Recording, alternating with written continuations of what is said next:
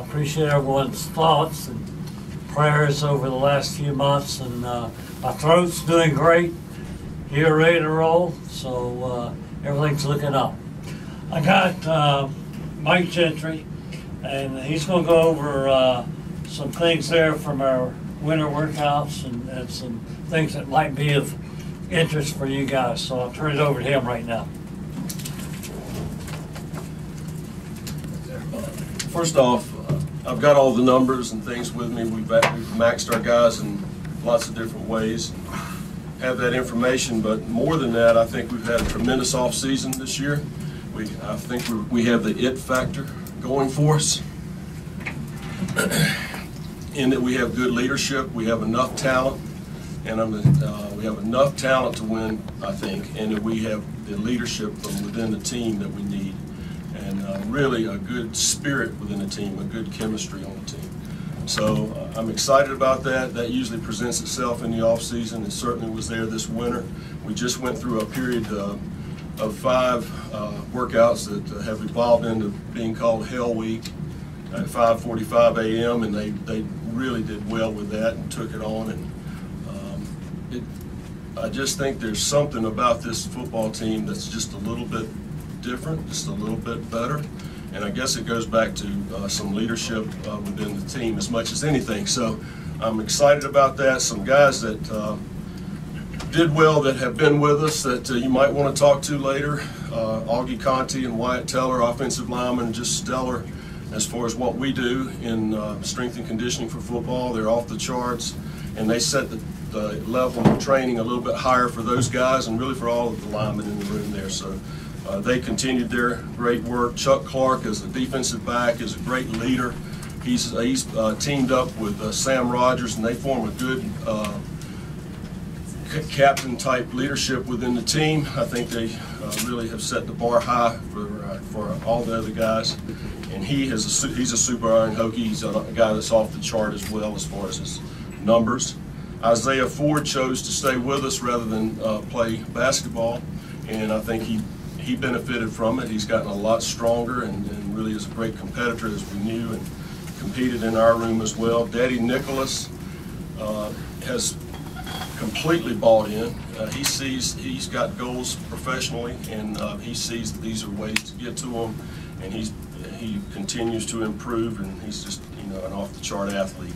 Nigel Williams, a defensive lineman, Woody Barron, defensive lineman, are stalwarts in there, and are going to get a lot of work this year in spring ball. So we've had a really good winter. It's been good spirit. We had a great week of pre-spring where these guys competed individually on everything that they did. We charted them individually. It might be something worth talking to them about. Some newcomers I do want to mention to you that really stood out, that came in early. These guys, some of them should have been in high school still, and really stood out in our room. Joshua Nijman is a defensive lineman that is just a physical phenomenon, and he is not only that, he's a tremendous competitor too. So I think this guy's potential is very, very high. And Carson Linden, a linebacker from Tampa, he is already physically as mature as most of our linebackers, and he's a smart kid, and I think he'll compete very early, I would bet. Sean Payne was here last year, a defensive back, super competitor. Didn't really know how much of a competitor this guy was. His record in all the charting that we did where they were in direct competition was just off the charts. I mean, the guy rarely loses. He refuses to lose. Xavier Burke is a tight end by way of Fort Union that is an exciting athlete. Comes in. These guys are coming in physically more mature than we're used to getting, and they're workers, and they're going to be special, I think. That's what I had. If I don't know what the format is as far as questions.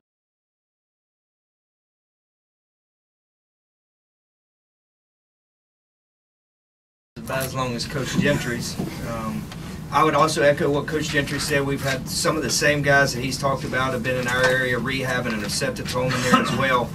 This has been an abnormally high year for us as far as the number of surgeries. But I think there's a couple things play into that. One of the things that we've tried to do is see kids that we think are going to present with problems down the road that they might have had coming in from high school, and go ahead and choose to fix them now to have them ready for next season. So you saw quite a bit of that last year. Some of those kids are back for spring, some of them are not. And then also some proactive cleaning of things up so the kids don't have to suffer through spring through things and then decide if we're going to do surgery after spring, and hopefully we get them ready for the fall. So a lot of that's going into that. But just to kind of go down the list here, Marshawn Williams, he's 3 months post-op. He's doing really well. He'll be in a brace. He just got the brace, and that clears him to do some running activities. But he's been a very good worker in there. He hasn't had a bad day, which has been really nice. Him and Shy McKenzie have pushed each other. Shy's a little bit ahead of him because Shy's at the 5-month mark, but both those guys have pushed each other. Brandon Faison, as you guys know, is coming off the tib fib fracture and surgery. He's 3 months post-op. We're going to be really careful with him this spring. There's no reason to rush him through that. Obviously, he's chomping at the bit to get back out there, but we need to make sure that that fracture is healed. Kyle Chung is coming off his second shoulder surgery. He's 2 months post-op. He'll be limited out there in green as well, but he'll do a lot of footwork stuff on the side. In our profession, there's push and pull athletes. The push athletes, you got to push back out there. The pull athletes, you got to pull so they don't hurt each other. And the next person I'm going to talk about, Sam Rogers, like Coach Gentry talked about, is an animal. We have to run him out of the training room, got to turn the lights off and kick him out. He's a guy that we'll have to keep out of spring drills because he will go to the point where he might re-injure himself, and we don't want that to happen because he's doing phenomenal right now. He will miss spring. Hopefully we'll get him back into individual drills, but y'all shoot me if we let him go full before the end of spring. A.J. Hughes had back surgery. He's 2 months post-op. He's doing well. He was showing off out there yesterday that he could touch his toes. He's another one that's chomping at the bit to get out there and start punting, but we're not going to let that happen. Corey Marshall is going to get ankle surgery. He battled that ankle all last year. He will get surgery this week, and he will miss spring ball, but will be full for fall. Luther Maddie is 4 months post-op of his cartilage injury in his knee. Another kid that's just doing great. He's another one that has not had a bad day in rehab, and that's tough for a college student to have to put up with all they have to put up with. Come in there and do that, not able to do everything with their teammates. So really proud of what Luther's done and the role he's set in there. Cody Rhodes had ACL surgery. He's 2 months post-op. He's a local kid from Giles. It's also doing great, but obviously will not be out there for spring ball. Joseph Callis, who's a long snapper, had shoulder surgery. He's only a month post-op. He will not be snapping this spring. Kenny Canham is a little over a month post-op and is looking great with that left shoulder. And as good a year as Ken had last year, he wasn't able to do the things in Coach Gentry's area they wanted to with that shoulder, so we went ahead and did the surgery, and I think you will see great things out of him.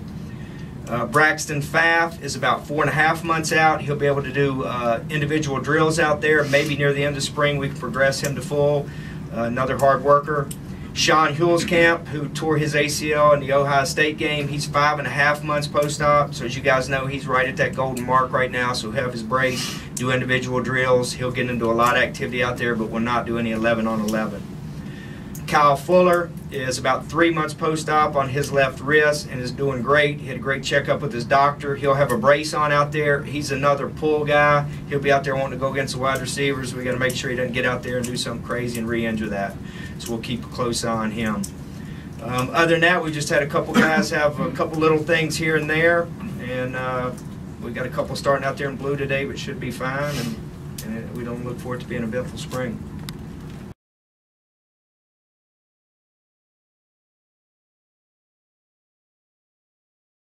Is getting our offensive line together. They got a couple of young guys. We got to have some young guys not play like they're young guys. A couple of new guys there at center. We feel great about them as far as their athletic ability. Experience means a lot in the offensive line, and we just don't have it totally. But guys like Taylor and Conte, they're great leaders in there. They got that toughness that you like, and I see our offensive line going more in that direction. I think with our tight ends, Malik and Hodges and Klein, we got guys that they can block inside, but they're good enough to be in space and get mismatches. I think we got to do a good job of how we use those guys. You know, one of the big things in spring practice is not so much the starters, but who the backup guys are going to be with. And a lot of times you know the starters, and so, you know, this list that he's got, it's a little too long, but I think giving some guys some chances there to figure in and how much they're going to figure in, it's a good opportunity for them. So that's basically it. Any questions? Frank, all this talk of injuries and stuff, obviously you're kind of the patriarch of everything around here. A lot of people have been wondering about you and how you're doing. What are you willing to share about kind of what you went through, where you're going, how that's all going? I kind of look forward. I had throat surgery and working there on my tonsils, and it's fine now, and back at work and ready to roll. Feel great. How frustrating was it to have to coach that ball game from the press box? That's not really you. Well, it was different, but I was proud of our guys. I thought our coaches really did a great job of preparing them, but we played well. We got that bowl win. They tell me season tickets are going well right now, the renewals and so forth. I think our fans are excited. We needed that bowl win. And so the staff did great, and you know, we really got a good operation. You know, you look here and you look at our coaching staff and our administration and so forth, and we really do have a good operation here at Virginia Tech. So that's I like being a part of it. When you miss time like that, does it re-energize you at all? Does it make you miss it? Yeah, you know, I'll tell you this, when you get out there and you're not a part of it, it kind of, you start thinking how much you want to be a part of it, and looking forward to this day and getting back out there with the football team. Been a day I've been looking forward to.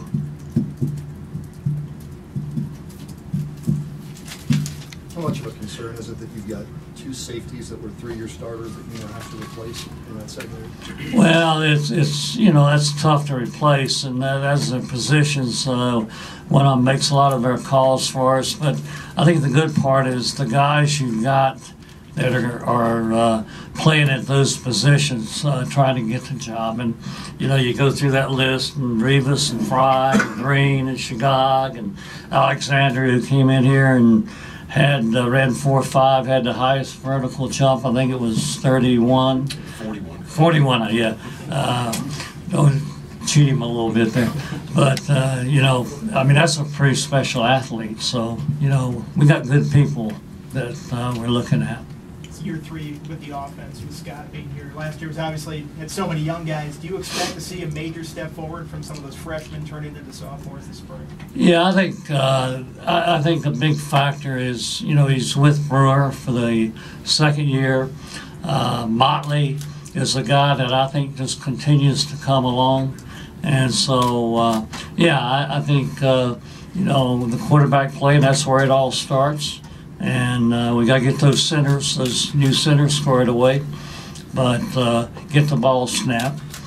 But, yeah, I think we're looking forward to seeing what happens here this spring. Leadership is such a big thing on a football team. It sounds like you guys have it in spades this year. Is that something that's a real positive for you? Is that... Absolutely. Players have been to me a couple times in the office, and they want to make sure the team is doing the right thing all the time. And I know this, the really good football teams that we've had, usually it starts from within. And when players, the leadership wants to be good, and that spreads. I think our best players are our best people, and that usually, if a guy's on the fence, he'll come in the direction of the good guys. And yeah, they said that was one of the things that I was going to say too. Is I really think this football team has a chance to be good. Now we're not there right now, but getting there, that's the challenge of it all. And when you got guys you think can be good, you know, it's fun to get out there. Momentum is such